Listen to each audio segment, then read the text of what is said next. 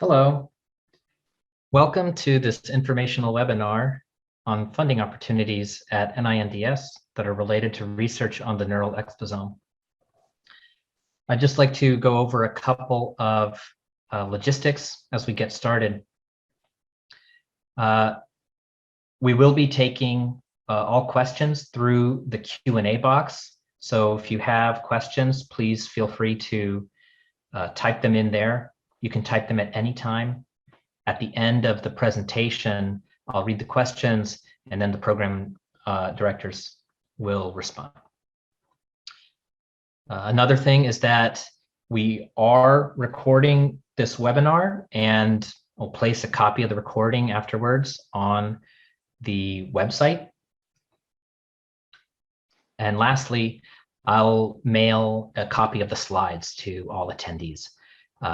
So you will have a copy of that, and it'll have the links embedded within. With that, I'll turn it over to Dr. Dave Jett to begin the presentation. Okay, is the audio doing okay? Yes. All right, great. So I'm Dave Jett. I am a program director from the National Institute of Neurological Disorders and Stroke. I'm joined by Dr. Neil Druve, as you've heard, also from NINDS. And we are very happy to have Dr. Bill Elwood from the NIH's Office of Behavioral and Social Sciences Research. And so what we're going to do is do a fairly short webinar on funding opportunities at NINDS related to research on the neural exposome, and we'll get to that in a second. The purpose of this webinar is to describe the FOA and hopefully provide tips on developing successful applications. So let's see. So exposome. So the term exposome really describes the totality of internal and external exposures across the lifespan that affect human health. I've always wondered if only 6 to 16% of most diseases can be explained by genetics, then what makes up the rest of their etiologies? And that's where the exposome comes in. Now, the neural exposome obviously are those exposures that have an impact on neurological disease and disorders and really overall nervous system health. And there's a URL on the bottom of this slide that will take you to a website at our institute that gives you more description of the neural exposome as well. Here's just a diagram of what we think about here when we talk about exposomic factors. Obviously, there's exogenous factors like environmental toxicants and climate, where do you live, education.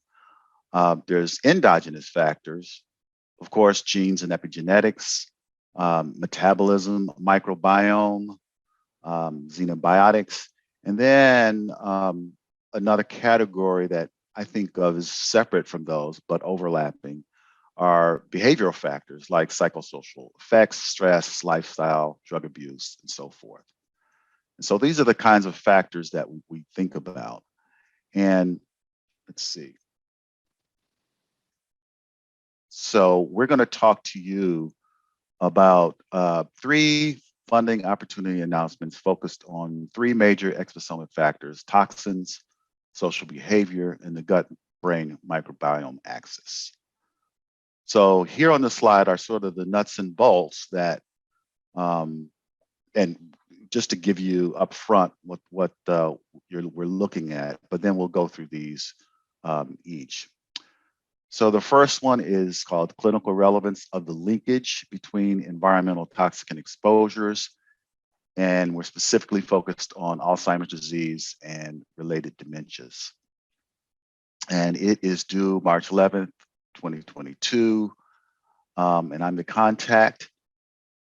The second are actually 2 very related funding opportunity announcements, and it's entitled Research on Biopsychosocial Factors of social connectedness and isolation on health. And that one is due a little later in June 2022. And also there's receipt dates in 2023 and 2024. And then there's another one that's just like it, except that it's, and we'll talk about this a little bit more, but it's on basic experimental studies with humans are required. And then the first one, clinical trials are not required. And then the third one is on the microbiome. It's a notice of special interest, or a NOSI. And for us at NINDS, we'll talk about exactly what we are going to be looking at, but it's some specific language for the NINDS that we'll cover. And that's actually due February 5th. So it's very, very short notice. We apologize because it was some last minute funding that became available. Actually, there are other receipt dates if you don't choose to use an R01 mechanism. There's other receipt dates that vary, but the whole thing ends in May of 2022. Okay, so let's talk about the Alzheimer's disease environmental toxicants, FOA. So this, in a nutshell, it supports mechanistic and early translation research that's focused on an in-depth examination of potential interactions of environmental toxins with genetic and non-genetic targets known to influence Alzheimer's disease and Alzheimer's disease-related dementias. So as we mentioned here, the receipt dates, review in July, award in December. It is a R01 mechanism. The budget cannot exceed $500,000 per project period. It cannot exceed more than 5 years. And the application should propose studies that include both ADRD research and an environmental toxin exposure that is administered during the project, or which can be demonstrated to have occurred in humans, because obviously we're not going to administer these in humans. These are clinical trial studies are not allowed.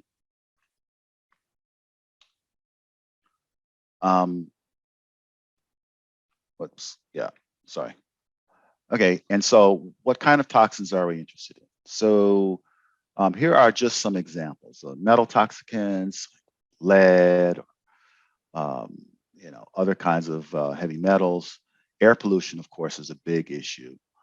Pesticides, biotoxins, and other toxic chemicals. And the actual choice of the toxicant is not prescribed in this FOA, and it can be determined by yourself. However, you should have a very rigorous scientific premise for the selection of that toxicant. And it should be based on solid existing published literature, or if you have preliminary data, that would be fine as well. But it should demonstrate an association between ADRD, and exposures to the environmental toxicant. So it's not brand new research. There's several illustrative examples of exosomic factors associated with potential putative mechanisms of neurological disease. This is an example. This is a figure about Alzheimer's disease.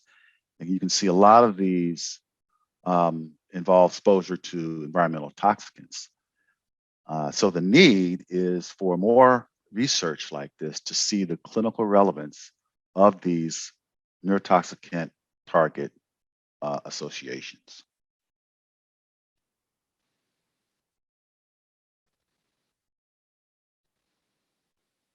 And I think these slides will be available. All right, so what kind of tools can be used to develop ideas? I have on here several. Now, the first one, I think I have a separate slide for that, is the comparative toxicogenomic database. There's also other databases like NeuroToxKB. These are the URLs. Biospecimens are available at NINDS, BioSend. NINDS Human Cell and Data Repository. And these URLs for you to go check it out and see what's available to build a competitive proposal. So another one is this comparative toxicogenomic database supported by NIEHS as well as my institute, NINDS. And the best thing about this, let me see if I can move this. Yeah, it's up here somewhere. Is that you can go and go into the database, and using keyword searches, you can look at what human diseases are associated with what gene or protein, what human diseases are associated with what chemical, and then what genes and proteins interact with that chemical. And so you can get an idea of sort of the current state of the science that could maybe help you develop a proposal on looking at these associations. So I'd advise you to at least take a look at it. It's pretty user-friendly and easy to use. Well, the same thing. And if you have questions about that, there'll be some help at NIH as well.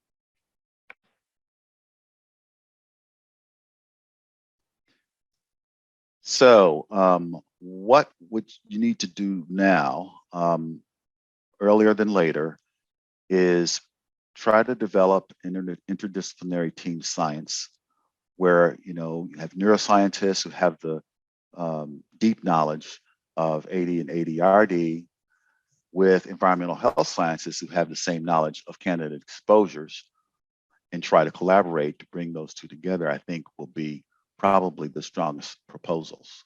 And you can even things like data science if that's necessary or other, but team science is pretty much required for this kind of research. Of course, look at the literature. The NIH Reporter, if you don't know what that is, just Google NIH Reporter. And it's another very easy database really to use where you can go in and look what we're funding right now in that space. That might help you get ideas. Because again, these are all funded grants that did go through review and got good scores and everything. And then also, of course, talk to your faculty at your institute and faculty at other institutes. Okay, can't seem to get rid of my face. So here's the scope. Here's the scope of the FOA. It includes in silico, vitro, and vivo studies on the modification of known targets for ADRD by those neurotoxicants that you choose. And then conversely, whether or not the known targets of the neurotoxicants play a role in the etiologies of AD, ADRD. Looking at mechanisms that underlie gene environment interactions at genetic, epigenetic, early life toxin exposures as origins for AD, ADRD later in life, biomarkers for potential use as modifiable endpoints, models, development, validation of neuropathological, neuropsychological, and neurobehavioral animal models that simulate potential toxin exposures. And of course, this is hard, but when possible, the studies could include comparisons of exposures across the lifespan. And then finally, looking at interactions of environmental toxins in pilot human subject studies that do not meet the NIH definition of clinical trials. That I think that that's a URL that you can look to see what we mean. Some things to think about. Reproducibility through rigor and transparency is very important, as you all know now in NIH applications. And there's some notices here that you can go look at that will help you make sure that you have all of your ducks in line in terms of sample sizes, power analyses, consideration of sex and other relevant biological variables, and so forth. I urge you to really look at those notices. Do not use vertebrate animal sections for experimental details. I can't tell you how many times I've seen that sink a otherwise pretty good research application. And then in terms of review, you're going to need to address questions like how this advances mechanistic insights, what's the strength and rigor of the scientific premise. And sometimes, there'll be papers that you look at that support what you're proposing, and then sometimes they will not support. It's always a good idea to put the ones that do not support and why you think that you still should go forward. Mechanistic or translational research and biohazards are working with chemicals. So make sure you have a good biohazards section. And I would advise having your safety office at your institute write a little letter and include with your application. Okay. All right. So let's see. So we know that data are emerging to show that social activity has a very large impact on your health. This is a research on biosocial factors of social connectedness and isolation on health. The receipt dates, we've already talked about. On the budget, if it does exceed $500,000 in direct costs, then you need to contact NIH before you propose 6 weeks in advance. Can't exceed 5 years. Basically, we're looking for research that explain underlying mechanisms, processes, and trajectories of social relationships, and then how these factors affect outcomes in health. Let's see. Sorry about this picture thing. So if you're looking for studies in experimental studies, humans, you must use the PAR 21349, and we'll have another slide on that in a second. And applicants that propose clinical trials are not allowed for this FOA. So for this FOA, we have some specific language that NINDS will support. We support the mechanisms underlying the influence of social connection and isolation on the development, progression, and recovery of neurological disorders within our mission. And here are some examples here. The effect of social connection and isolation on brain and spinal cord injury, repair, and recovery of following stroke, traumatic brain injury, and other brain pathologies. We're also interested in Alzheimer's disease and related dementias, social support interventions on that, mechanisms underlying the underlying effect of social connection as a coping strategy in disorders such as ALS and SMA. And then studies on the identification of potential targets or strategies for successful therapeutic interventions.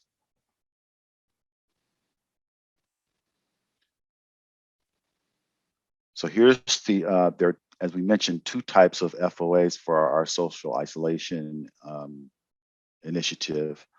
It can be confusing, so it's best to reach out to NIH to discuss this. But the first one, 350, is clinical trials not allowed, but you can have human subjects research, but they can't be clinical trials. And if you want to do a special kind of research called basic experimental studies with humans, that should be done in the 349 PAR. And this includes studies that prospectively assign human participants to conditions and that assess biomedical or behavioral outcomes. Okay.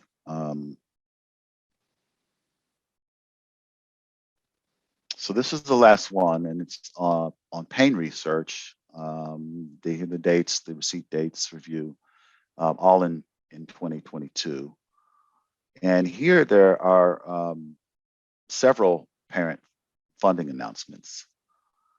And first of all, for those of you who may not know the field, I mean, there's again there's a huge explosion of work on the role of the gut microbiome in health, and this one specifically is looking for the role of the gut-brain axis on neuropathic pain and neuropathic pain management.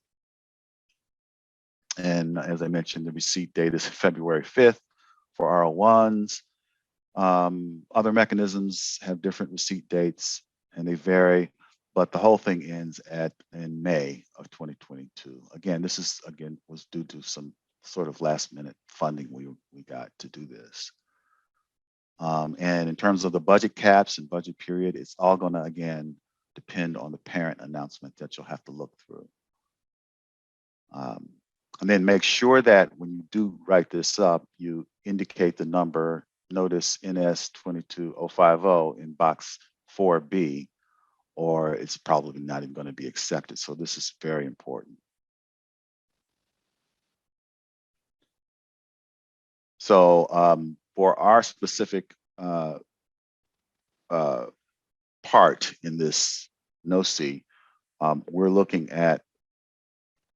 for applications that look at the role of the gut microbiomes in disorders of the nervous system.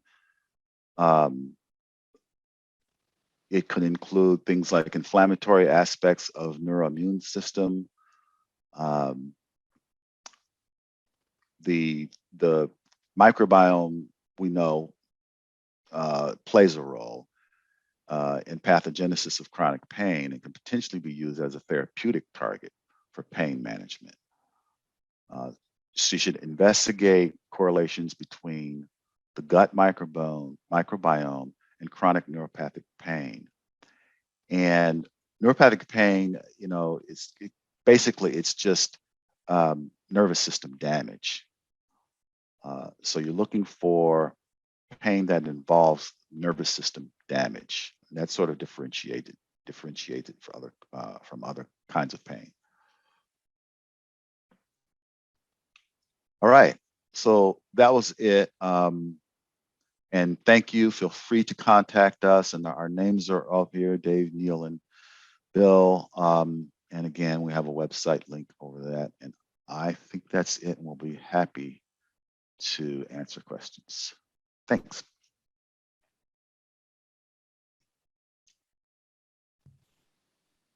Okay. Thank you very much. Now, to the attendees, if you have questions, please feel free to type them into the Q&A box, and I'll pass them on to Dave and Bill. While we wait, I have a couple of questions that were submitted early. So I'll start with those.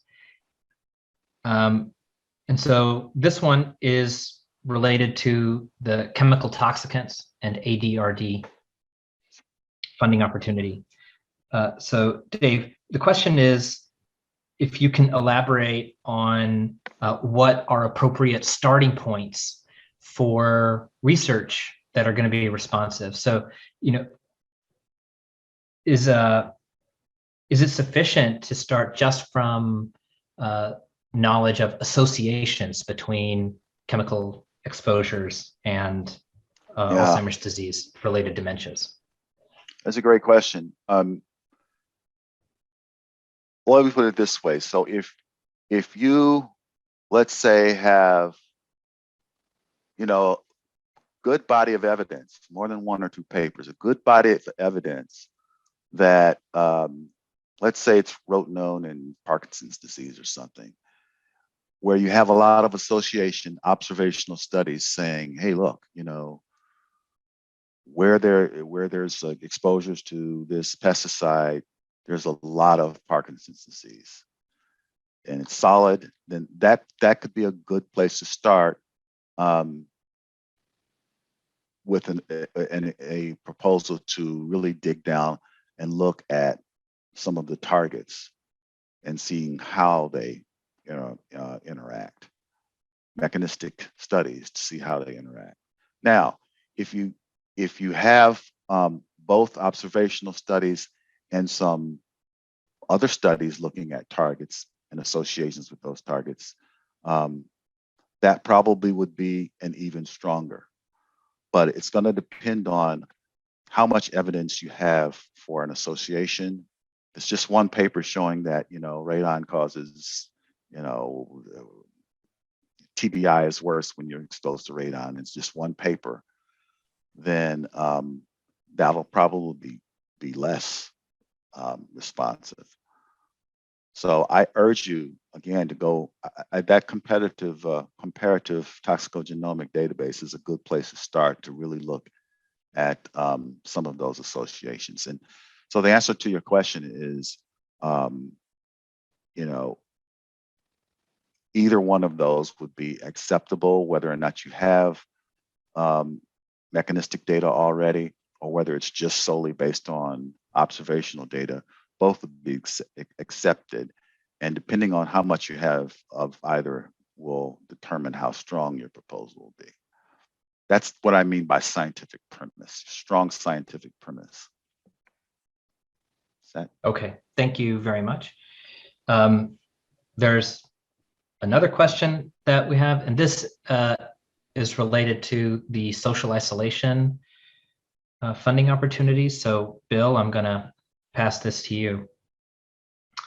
And I'm wondering if you can elaborate some on the difference between the two funding opportunities. So for example, if someone is working with biospecimens, how does that break down between those two? And I guess maybe you could also elaborate if what would happen for a funding opportunity. Sorry, if an application is submitted to the wrong one of the two funding opportunities.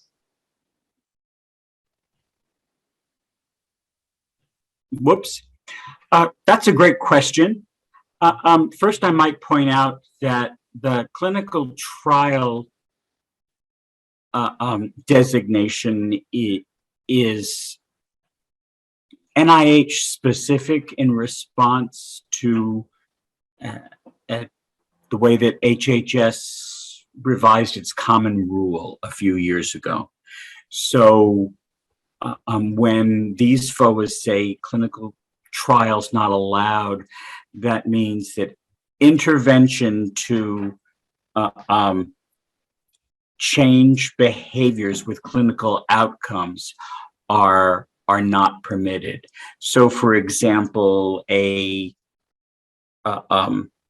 project that looked at increasing physical exercise among people with neurological disorders, that couldn't be accepted at all.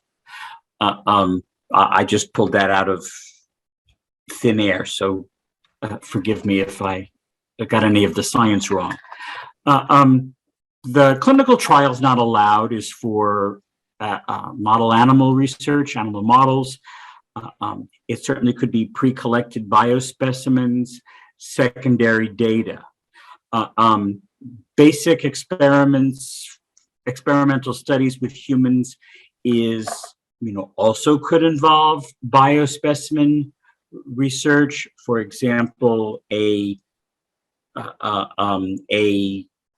again, I'm making up my own example, but let's say you have humans in a lab-like setting, and you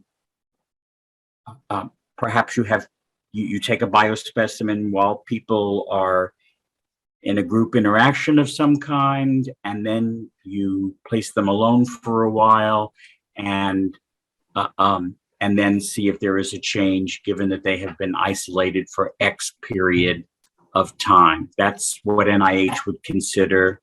That's an example of what NIH would consider to be a basic experiment. Did Yeah, okay. Thank you very much. you bet? Okay, and so we have one last question, and um, so if you've been waiting to ask your question, hoping that someone else is going to ask your question for you, that's not going to happen. So if you're an attendee and you would like your question answered, you should start typing now while we get to this last question. And so this one is related to the NOCI on NINDS mission relevant pain. So Dave, I'll send this back to you. And so it seemed like from your description that this funding opportunity was does not require as much, I guess, mechanistic investigation of the association between the microbiome and pain. And I'm wondering if you can elaborate on that, or maybe share, how basic or translational the scope of the research should be. Like, what are you looking for? Yeah, I think the question actually is correct, that this is not as rigorously, it doesn't require, well, I'll put it this way, it will require some research that may not really be mechanistic in nature, but more association in nature, because we're very early in this field. And just, part of our research, I mean, in my opinion, a good application for this, if it's an R01, if you choose to do an R01, a good application would be, like, and this is just my opinion, it could be good advice or bad advice, but an aim one that would sort of verify the association of a certain type of microbiome with a certain type of level of neuropathic pain as a sort of a step one. And then, of course, in the latter aims, in 2 and 3, is when you start to dig down and to try to answer why at the mechanistic level. So, I mean, I think that is a little bit less stringent than some of the other FOAs I talked about, where we're specifically looking for mechanistic work only. I hope that answers the question. Yeah, that's great. Okay. Well, that takes us to the end of our questions. And so with that, we're at the end of the webinar. So I'd like to thank everyone that attended, and I'll send a copy of the slides out to all the attendees, and there'll be a recording placed on the website. So I guess the last thing is that if you come up with a question later, you should feel free to contact any of us, and we'll be happy to answer that. Absolutely. Thanks, everyone. Bye-bye. Bye.